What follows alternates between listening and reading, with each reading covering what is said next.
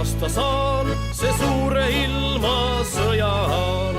Meil ilma sündis Eesti riik ja maailm imetelles kõik. Ta ikkest vabastas siis käed, loos oma riiki, omad väed. Maad kõigest rämpsust vabastas, mis Eesti elu takistas.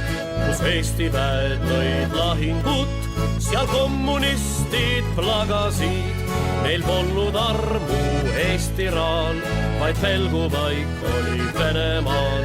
Et mitte ainult Eesti raal, vaid Pihkva linnas Venemaal. Kord lehvis Eesti riigi lipp, kus oli kõrgel võidutipp. Just sellel võidurikkal aal käis üle tuume pilme maa, kus Balti rüütlid proovida veel tahtsid Eesti väega.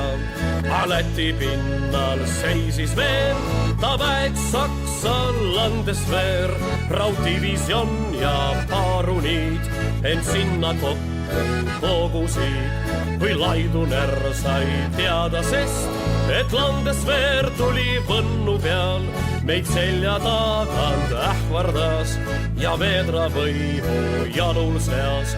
Ei landesveer ei hoolin, sest me Laidoneri loomisest ta avas tuule tungist peal.